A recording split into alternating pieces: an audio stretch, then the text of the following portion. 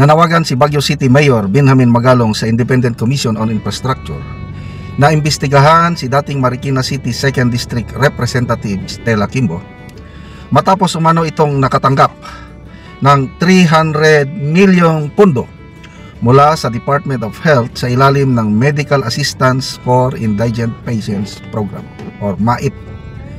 Ito ang sabi ng Mayor.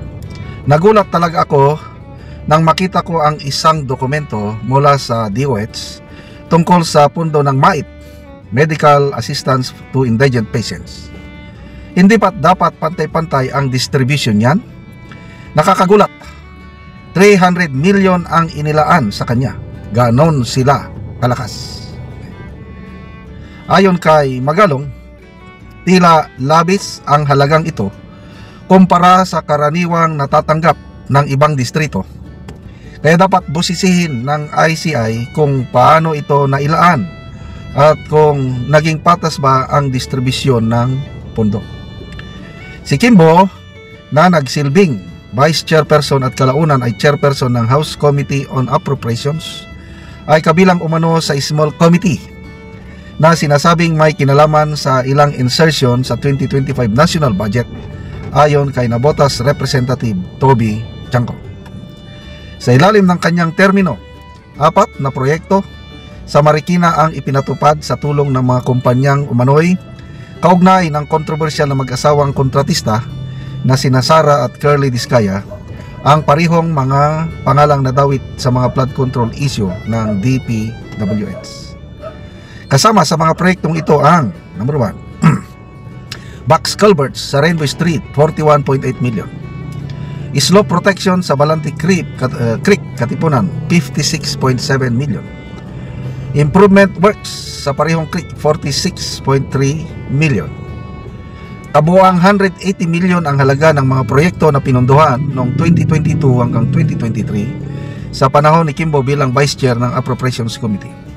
Bukod dito, ang Alpha and Omega General Contractor at 8J's Construction ang umano'y nagsagawa ng 400 milyong Marikina City Innovation Center na nasa kanyang distrito din. Okay, so ito na. Unti-unti nang naglalabasan ang kanilang mga sekreto. So, hindi na ito flood control health fund na ito. 300 million. Ang laki, no? Sa isang taon lang. Ito kasi yung pinantutulong ng mga nung panahon ni PRRD, ang alam ko, na-establish na yung Malasakit Center. Ang mga pantulong sa mga pasyente, magpunta lang sa Malasakit Center. Na bawat hospital meron ng mga opisina ng Malasakit Center. Ang mga pasyente magpunta doon, magpa-interview. Once napasado ka sa interview, tatanungin ka yung kalagayan mo sa buhay. Kung talagang indigent, yun na yun. Hindi ka na dapat lalapit pa sa mga kontra-kongresista. Yun ang sistema panahon ni PRRD. Ito na ngayon na bago. Yung pondo na mapunta sa Malasakit Center, parang dumaan na sa mga kongresista. Kaya ito na yung MAIP, Medical Assistant to Indigent Patients. So, bawat kongresista meron silang MAIP. So, ito ang reklamo ni Mayor Magalong. Bakit napakalaki ang kay Stella Kimbo? Ay, siyempre, Vice Chairperson siya. At the same time, naging chairman. Eh di, who are we in power for? Ganyan naman talagang style ng nakakadismaya ang sistema ng politika natin. Bakit tayo naghihirap? Sabi nga ni Ombudsman Remulla, hindi naman mahirap ang Pilipinas. Sabi niya, mahirap lang. Umihirap ang Pilipino dahil sa sobra-sobrang korupsyon. Which is true. Ang tanong naman, paano isosolve ni Ombudsman Remulla ang korupsyon? Maasahan ba siya na maging patas? Tinanong siya ng media, paano kung anak mo, kamag-anak, kaibigan ang ma-involve sa korupsyon? Sabi niya, walang problema sa aming mga anak. Hindi gagawa yan ng mga masama dahil pinalaki namin sila na maayos. Baka nakalimutan niya yung anak niya na 2022 ba yun? Yung nahulihan ng halos 1 kilogram ng Mary Jane na dinismiss kagad ng korte. Baka nakalimutan niya na yun. But anyway, I don't know kung makikinig ang ICI dito. Palagay ko hanggang panawagan lang itong siya. Sa dami ng inaasikaso ng ICI, makalimutan na rin nito itong 300 million na mait na pundo ni Madam Chair. So, may nabasa akong post, kampo ni Speaker Romualdez, ano daw, mag-a-attend daw siya sa, kailan ba yun? April 14 ata?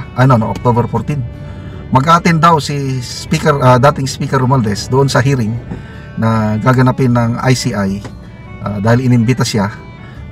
Kahit si dating Congressman Saldico inimbita rin, kailang I don't know, hindi nila mapapa-attend talaga si Saldico. So tingnan natin na attend ba si Martin Romualdez kung nandito pa siya. Kailang wala na ring saysay yung ICI na yan dahil hindi natin namumonitor. Sila lang. Wala. It's not good for the public daw kung i-live stream nila ang kanilang investigasyon. Nakakasama ng loob. Basta ako, wala na akong tiwala sa ICI. Okay, salamat mga kaibigan sa inyong pagsubaybay sa ating channel. Nakakatulong kayo na malaki sa tribong Talandig ng Bukidnon dahil ang income natin sa channel na ito pantulong po sa tribo. Namimigay tayo ng livelihood assistance sa kanila, nagpapatanim ng saging lakatan at Arabica coffee.